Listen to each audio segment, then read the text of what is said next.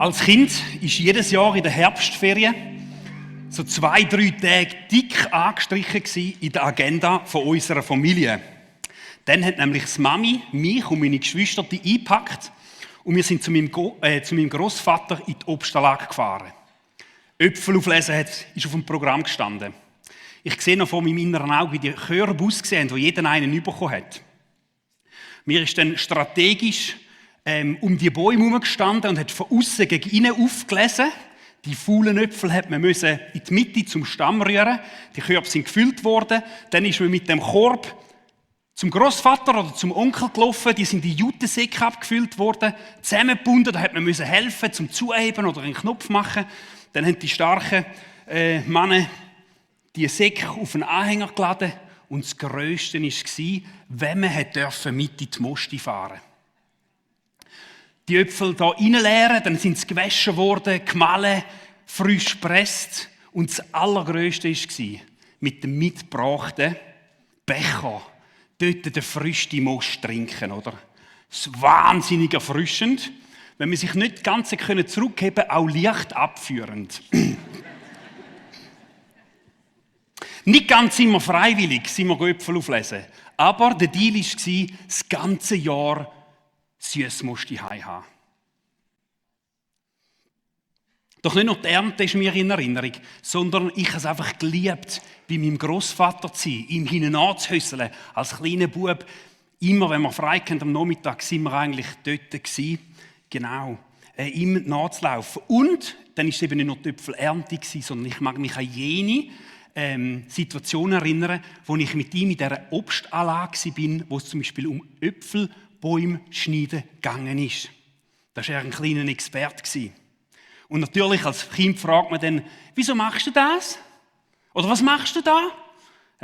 Bäume schneiden. Wieso machst du das? Ja, weißt du, die machen Seitentrieb. Die muss man rausschneiden. Wieso?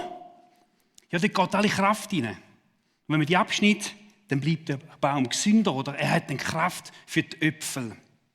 Und eine Aussage von ihm hat sich so eingebrannt. Er hat nämlich uns immer wieder gesagt, ein gesunder Baum produziert Früchte. Punkt. Nur ein kranker Baum produziert keine Frucht. Aber wir können dem Baum helfen, dass er mehr Frucht produziert. Darum werden wir heute uns ein bisschen um Äpfelbäume drehen. Und jetzt fragst du dich vielleicht, ja, was hat der Matt für Qualifikationen, über Bäume zu reden? Vielleicht bist du Förster, Forstwart oder Gärtner, oder? Und ich will am Anfang einfach noch schnell meine Qualifikationen anheben. Die sind nämlich wahnsinnig hoch. Und zwar ist es vor allem etwas, und das ist nämlich, ich bin in Frauenfeld geboren, ich habe einen Heimatort im Thurgau, und darum ist die ganze Äpfellehre mir nicht mit der Muttermilch, sondern mit dem Muttermost eingeflößt worden. Und ich glaube, das sagt alles, dass ich qualifiziert bin, heute über Bäume zu reden. Wir sehen nämlich, wenn wir in die Bibel eintauchen, dass immer wieder über Bäume geredet wird. Und wir sind in dieser Serie, machen heute den Abschluss, erfrischt leben. Wenn wir nicht alle erfrischt leben. Und wir haben angefangen mit, dass Durst normal ist. Wenn du erfrischt leben willst, ist Durst normal. Und dann musst du dich höchstens fragen, mit was stillst du deinen Durst? Das war der erste Sonntag, wo wir uns reingeknündelt haben. Der zweite Teil war, erfrischt von innen raus. Erfrischt durch das Vertrauen in Gott. Hast du ein Vertrauen in Gott? Sonst wird es nämlich schwierig, zum erfrischt zu leben. Und heute geht es darum, wie es der Dani schon angekündigt hat, erfrischt leben, wenn dein Leben auch anderen gut tut. Zurück zu den Bäumen. Wichtiges Thema. Oder Bäume. Eigentlich müssen wir Bäume sagen. Mein Papi sagt noch Bäume. Und er hat meine Kinder noch lange korrigiert, wenn sie bei ihm daheim sind und sie Baum gesagt haben, hat er sie korrigiert. Das heisst Bäume. Genau. Die Bibel vergleicht an verschiedenen Orten, nämlich uns mit Bäumen. Oder vielleicht mehr zeigt so auf, wie das Leben funktioniert. Die ganz Schlauen oder Bibelgewandten haben wahrscheinlich schon gemerkt, was jetzt für ein Vers kommt, gerade wenn man so sieht, ich schlage jetzt etwa in der Mitte auf, der Psalm 1, und wir wollen die ersten 3 Verse miteinander lesen. Dort heißt es, glücklich ist, wer nicht dem Rat gottloser Menschen folgt, wer nicht mit Sündern auf einer Seite steht, wer nicht mit solchen Leuten zusammensitzt, die über alles Heilige herziehen, sondern wer Freude hat am Gesetz des Herrn und darüber nachdenkt, Tag und Nacht. Er ist wie ein Baum, der nah am Wasser gepflanzt ist, der Frucht trägt Jahr für Jahr und dessen Blätter nie verwelken. Was er sich vornimmt, das gelingt. Sondern wer Freude hat am Gesetz vom Herrn und darüber nachdenkt, Tag und Nacht, der ist wie ein Baum pflanzt am Wasser. Frucht kommt automatisch, Jahr für Jahr, und Blätter verwelken nicht. Das ist mein Lieblingspsalm. Einer, den ich mal auswendig gelernt habe. Als ich den wieder so vorgenommen habe, ist mir gerade in den Sinn gekommen, hey, warte mal, Psalm 1 über einen Baum. Die Bibel fängt doch auch mit Bäumen an. Wir sehen im Paradies schon den Baum vom Leben, den Baum von Gut und Böse. Und wir sehen, auch in der Offenbarung schließt die Bibel wieder ab mit einem Vers über Bäume. Und an den wollen wir miteinander anschauen. Nun zeigt mir, also Johannes, wo die Vision hat, der Engel den Fluss, in dem das Wasser des Lebens fließt. Er entspringt am Thron Gottes und des Lammes. Und sein Wasser ist so klar wie Kristall. An beiden Ufern des Flusses, der neben der Hauptstraße der Stadt fließt, wachsen Bäume des Lebens. Sie tragen 12-mal im Jahr Früchte, jeden Monat aufs Neue. Die Blätter dieser Bäume dienen den Völkern zur Heilung. Es ist da vom ganzen Anfang der Bibel bis am Schluss über Bäume dreht, wo so lebensspendend sind.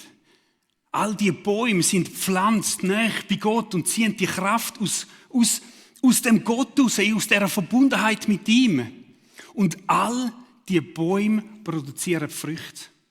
Feine Früchte und Blätter, die heilend sind. Bäume, die gesund sind, bringen Frucht. Punkt. Walter Samuel zum Brunnen, mein Großvater, oder? Hat das mir eingedingselt. Das war nicht eine Theorie, sondern das ist Wissen gewesen. Jahrelanges Wissen, das er hatte. Es ist in der DNA der Bäume.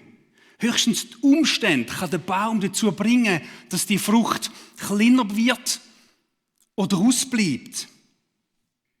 Wenn er zu trocken hat, der Baum zum Beispiel, dann wäre der Töpfel kleiner. Wenn er krank ist, wenn er einen Schädling dran hat, dann zieht er Kraft zusammen und dann gibt es kein oder einfach wenig. Und so ist es auch mit uns.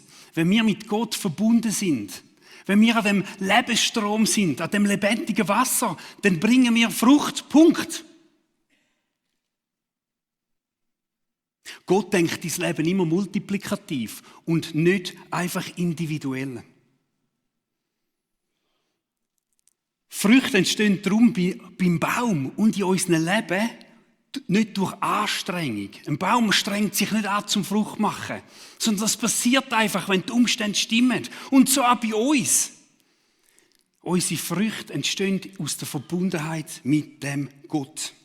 Das sagt der Jesus. Also, wenn wir jetzt den Bibelvers anschauen, den ich jetzt bringe, merkt man, dass Jesus, glaube ich, ein Zürich-Wieländer hat müssen sein und kein Thurgauer, weil er bringt nämlich das Bild vom Weinstock und der Rebe und eben nicht vom Äpfelbaum. Aber das soll uns jetzt ja nicht stören da. Genau. Er sagt nämlich in Johannes 15, also einen bekannten Vers, denn eine Rebe kann nicht aus sich selbst heraus Frucht tragen, sondern nur, wenn sie am Weinstock hängt.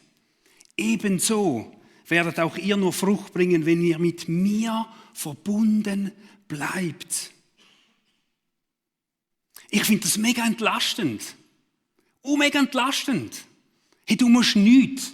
Du musst jetzt nicht einfach, ich stehe nicht da vorne und sage, jetzt hättest du dich doch einfach ein bisschen mehr anstrengen müssen, dass letzte Woche noch etwas Frucht gesehen hast und das andere auch davon etwas hättet. Du musst dich einfach noch ein bisschen mehr zusammenreissen. Sondern es kommt aus dieser Verbundenheit. Gott ist an dir interessiert. Hey, wie genial ist das? Der Gott, der Himmel und Erde geschaffen hat, die gewaltigen Berge, ist an dir interessiert. Es übersteigt mein Wissen. Es übersteigt mein Erfassen. Er ist an dir interessiert. Und hast du gewusst, dass die Frucht nur ein Nebenprodukt ist von der Verbundenheit und nie die Hauptaufgabe? Die Früchte sind ein Nebenprodukt von der Verbundenheit. Aber dann können wir uns ja fragen, ja, für wer sind denn die Früchte? Für wer sind die Äpfel? Mega fein, oder?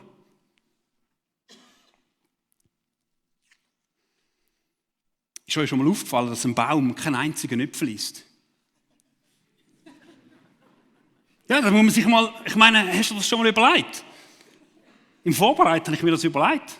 Denkt sich, ja, eine dumme Frage, oder? Aber eigentlich ist es eine gute Frage.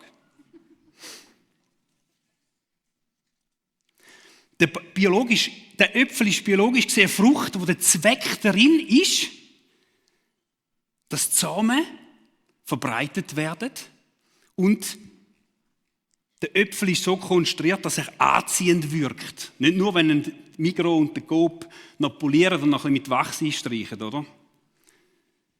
Er wirkt anziehend und so essen ihn Tiere vor allem und verschleppen dann die Samen. Wie das jetzt genau passiert, das könnt ihr euch vorstellen, oder?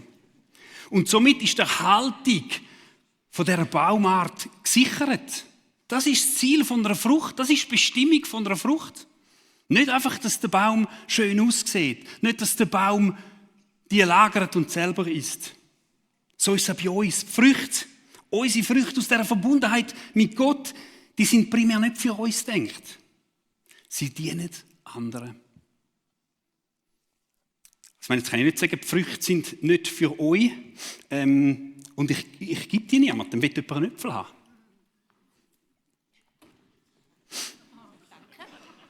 Ich weiss nicht mal, ob es Thurgauer Äpfel sind, Conny, ja?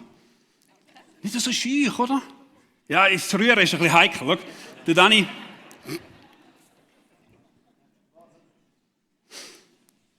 Ich brauche es aber noch wieder, sonst geht mein Predigtbeispiel nicht auf. Nein. Also die Früchte, die sind nicht primär für uns. Ja, für wer sind es denn? Oder was sind denn die Früchte? Ich habe so 3 Punkte herausgenommen, was die Früchte könnten sein. Die Früchte, die andere nähren. Die Bibel redet von Frucht, redet von einer Frucht, sie redet von der Charakterfrucht oder die Frucht vom Geist. Das sind so Charakterfrüchte. Hey, so biblische Charakterfrüchte, die wollte ich immer auswendig lernen. Ich habe es, glaube ich, auf der Bühne schon mal gesagt. Und ich packe es einfach nicht, die gehen nicht rein. Aber die sind Liebe, Freude, Frieden, Geduld, Freundlichkeit, Güte, Treue, Nachsicht und Selbstbeherrschung. Hey, das ist etwas, was unserem Umfeld unheimlich gut tut. Beide mir auch, aber das Umfeld profitiert mega davon. Hey, wenn ich in die aktuelle Weltpolitik rausschaue, dann sehe ich eben gerade das Umgekehrte. Ich sehe, wie das fehlt heute. Wie jeder für sich anfängt zu schauen. Hey, wie man das zusammenzieht. Wie es nicht mehr darum geht, um eben Selbstbeherrschung zu haben, sondern mich einfach rauslassen, was man will, oder? Hey, aber wenn wir Menschen sind, die an dem Wasser bauen sind, mit dem Gott connected sind, dann verändert uns das. Ich brauche das im Alpha Life immer, oder? Herrli und ihre Hunde, die gleichen sich an. Oder auch Ehepartner. Meine Frau, am Anfang hat sie meine Witze lustig gefunden. Dann ist eine Phase gekommen, wo sie gesagt hat, und jetzt macht sie selber. Das macht ihr einmal Angst. Und ich übernehme auch Eigenschaften von ihr. Je länger dass wir mit Leuten zusammen sind und mit dem Heiligen Geist besonders, dann färbt das ab.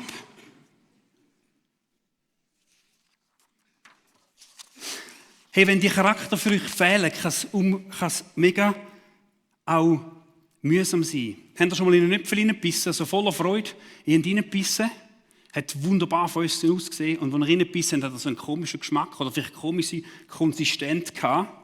Ich habe so einen Äpfel gefunden. Den Sackkegel wieder mal vorgenommen, oder? Sieht man es da? Jetzt habe ich gehofft, dass ich ein bisschen weiter reingefühlt, oder? Sieht schon, oder? Hey, mega grusig. Kein Wohlgeruch. Nicht lässig. Hey, wenn diese Früchte in unserem Leben fehlen, dann wird es mühsam. Menschen, die man nicht gerne mitnehmen, sich umgibt. Von außen sieht er super aus und von innen pfui. Oder? Der rührt man fort. Früher oder hätte man sicher noch einen Äpfelmus daraus machen oder so. Aber man muss das grossflächig wegschneiden. Unsere Verbundenheit soll uns verändern von innen raus.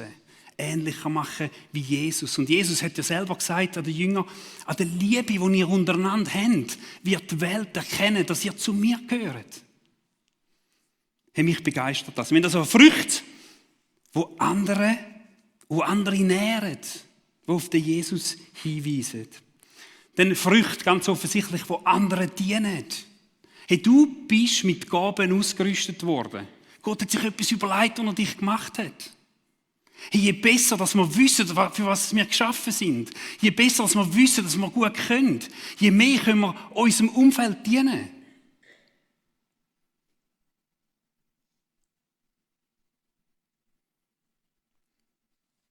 Wenn ein Äpfelbaum probiert, eine Banane zu machen,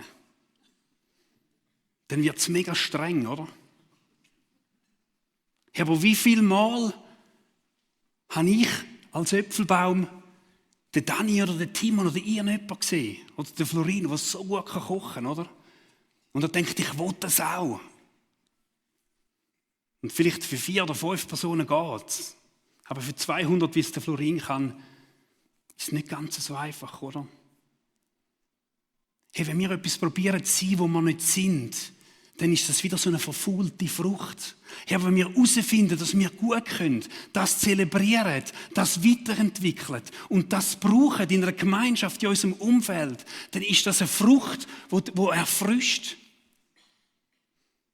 Das Dritte noch, wie es eben beim Baum ist, Früchte helfen der Verbreitung. Die Früchte, wo Gott durch Verbindung mit ihm dir gibt, die helfen der Verbreitung der guten Nachricht.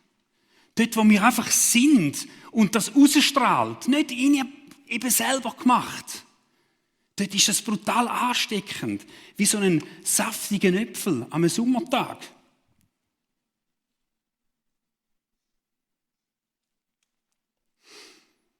Der Paulus schreibt den Korinther im 2. Korinther 2,14: Von ganzem Herzen danke ich Gott dafür, dass er uns immer im Triumphzug von Christus mitführt. Er führt uns mit. Wir sind wie dabei in dem Triumphzug. Und dann heißt es, wohin wir auch kommen, verbreitet sich die Erkenntnis Gottes wie ein angenehmer Duft, dem sich niemand entziehen kann.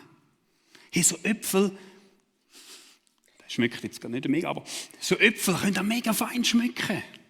Und wo man ankommt, hinterlässt man einen Duft. Und darum können wir sagen, hey, die Gottes guten Früchte müssen geteilt werden. Die können wir nicht für uns behalten. Man kann Äpfel nicht mega lang lagern. Das Problem ist auch, wenn ich den Äpfel hier reinlasse, dann steckt die anderen an, oder? Die Äpfel, die müssen raus. Und wie genial ist, dass in der Offenbarung dann heisst, der Baum oder die Bäume, die tragen 12 Mal, das ist jetzt noch schwierig mit 2 Händen zu zeigen, 12 Mal im Jahr Frucht, jeden Monat. Wir können die weitergeben. Gott lässt die neu entstehen. Und ich glaube, das ist das Problem in unserer Gesellschaft. Da ist Glauben Privatsache geworden.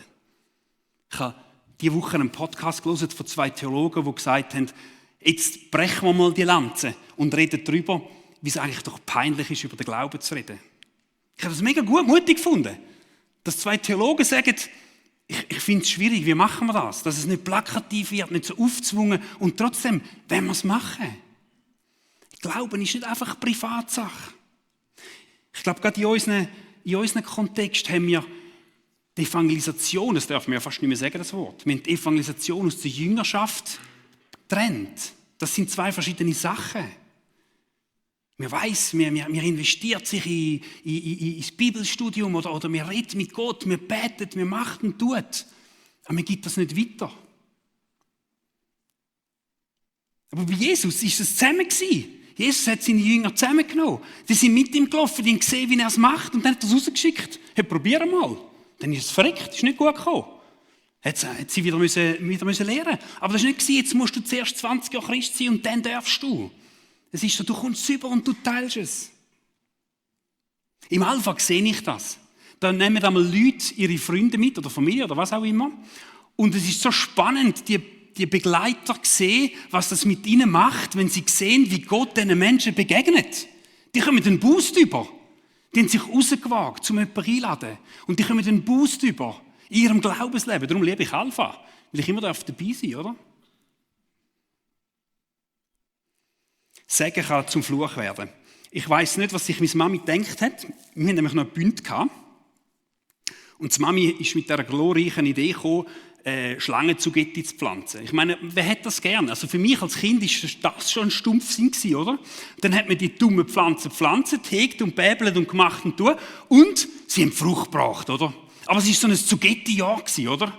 Und ich meine, Zugetti sind gekocht, dünstet, backen, grilliert. Also ich meine, grilliert, wenn man das Verhältnis 2:1 genommen hat, dann ist es gegangen, oder? 2 Teile Käse, 1 Teil Zugetti, dann ist es so gegangen. Aber ich meine, dann hat man es eingeweckt, man hat es eingekocht, man hat es eingefroren, man hat es eingelegt mit ein bisschen Curry.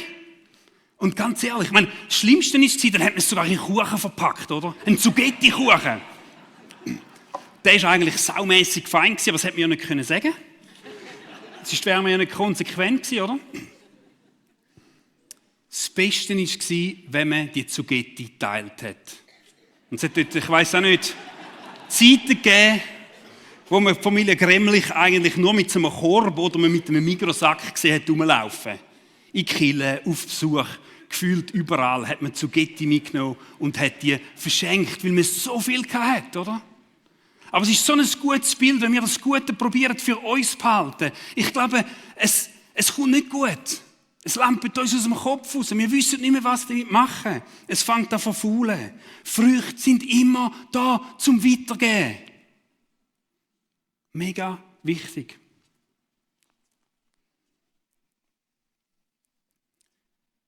Vielleicht denkst du jetzt, ich hätte gerne Früchte zum Weitergeben. Ich sehe die gar nicht so in meinem Leben. Vielleicht geht es mir gar nicht so gut. Oder dieses oder jenes. Und du denkst jetzt kann ich noch lange da vorne so begeisternd über das predigen. Bei mir sieht es anders aus. Ich hätte gerne die Früchte. Dann kommen wir nochmal zurück zu meiner Geschichte am Anfang. Ich bin nicht nur in der Obstanlage zum Äpfel auflesen, sondern auch zum Helfen zurückschneiden. Mein Großvater hat grossen Wert aufs Zurückschneiden gelegt. Die Bäume waren gesund. Sie hatten genug Wasser gehabt, sie sind auf einem guten Boden gestanden, aber sie haben jedes Jahr Seitentrieb produziert. Jedes Jahr ist Energie in die Seitentriebe geflossen. Die haben Kraft absorbiert und die Bäume haben einfach weniger Frucht gebracht. Es braucht einen Schnitt. Und ich glaube, wir müssen uns immer wieder fragen, oder dürfen uns immer wieder fragen, könnte es sein, dass wir so einen Winterschnitt brauchen in unserem Leben? Wann macht man den Winterschnitt? Florin, du bist das landwirtliche Ding. Wir machen es im Winter, er wüsste es. Wir machen es im Winter, so in einer Ruhephase. Vielleicht in einer Phase, wo man jetzt nicht gerade mega viel Frucht bringt. Also um diese Zeit sind wir einmal mit dem Großvater in der Obstanlage, um das zurückzuschneiden. Wir brauchen das immer wieder in unserem Leben, dass wir hinschauen und sagen, ich brauche einen Schnitt. Vielleicht müssen wir ihn selber machen, vielleicht können wir Gott bitten, dass er uns dort zurückschneidet, wo es nötig ist.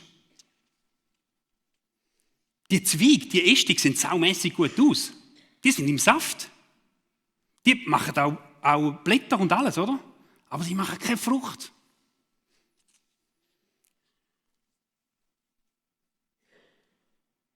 Das sind Sachen, die uns Kraft stellen, die uns ablenken, die die Aufmerksamkeit, die unsere Verbundenheit abzwacken. Ich glaube, du weißt am besten, was es bei dir ist.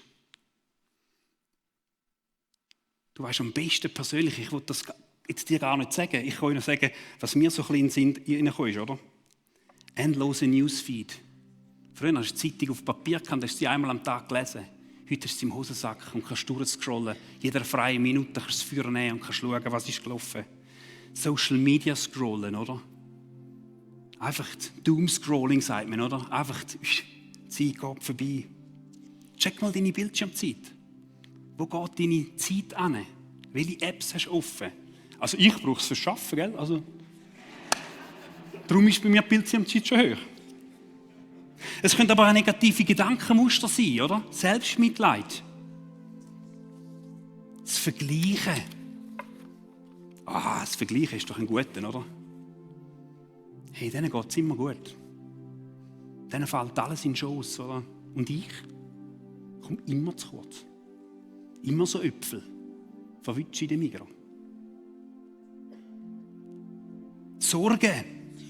Es gibt noch viel mehr. All das können Trieb sein. Eben, es ist nicht eine abgeschlossene Liste, die uns so abzwacken. Sie bringen keine Frucht. Und darum ist es gut, wenn wir die immer wieder mal eine Zeit haben, wo wir die Ritter schneiden. Wir schneiden sie zurück mit dem klaren Ziel, die Stärkung der Haupttrieb. Die Haupttriebe, die Frucht bringen. Wir können an den Psalm 1 meditieren, mal über unser Leben liegen. Das ist vielleicht etwas, was ihr heute Nachmittag oder in der Small Group machen könnt. Legt den mal über euer Leben. Wo seht ihr euch? Wir können auch unsere Agenda anschauen. Was liest du? Was lässt du rein? Wer Freude hat am Gesetz des Herrn und darüber nachdenkt, Tag und Nacht, der ist in einem Baum, wo gepflanzt ist am Wasser. Und er wird Frucht bringen. Und die Blätter werden nie verwelken.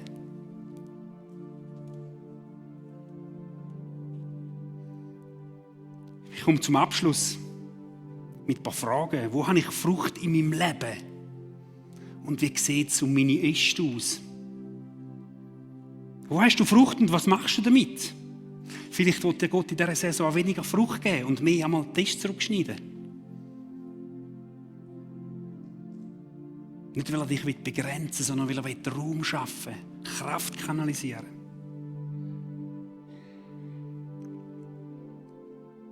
Hey, vielleicht hockst du da rein und ich möchte dich fragen, kennst du den Gott? Kennst du die Verbundenheit? Vielleicht hat dich jemand mitgeschleicht, vielleicht bist du selber gekommen, vielleicht bist du im Livestream und schaust rein. Gott ist da und lädt dich ein, mit ihm in Verbindung zu treten. Du kannst das machen, dass du sagst, Jesus, komm in mein Leben. Ich brauche dich. Hey, wenn ihr das spürt, macht das. Ich will noch beten. Vater im Himmel, ich danke dir, dass wir nicht Frucht produzieren müssen, sondern dass das natürlich passiert, wenn wir mit dir verbunden sind. Und ich bitte dich, dass du uns heute Morgen nochmal näher ins Herz ziehst. Nochmal an den Wasserstrom. Dass du uns nochmal erfüllst. Auch mit dieser Gewissheit, mit dieser tiefen Gewissheit, dass Frucht automatisch entsteht. Ich bitte dich aber, dass du dort uns hilfst, erst zurückschneiden oder uns zurückschneidest. Dort, wo wir uns verlieren, wo uns der Saft abhanden geht. Jesus, begegnen uns. Und wir wollen Früchte bringen, die andere nähren, die für andere da sind. Hilf uns dabei, schenkt uns Mut. Amen. Bevor wir jetzt aber in die Worship-Zeit hineingehen, hat es da vorne ein paar Fragen, wo ihr einfach euch noch ein bisschen in den Gedanken nachhängen über diese Predigt, um es noch mal ein bisschen sacken lassen und nachher wollen wir den Gott anbeten.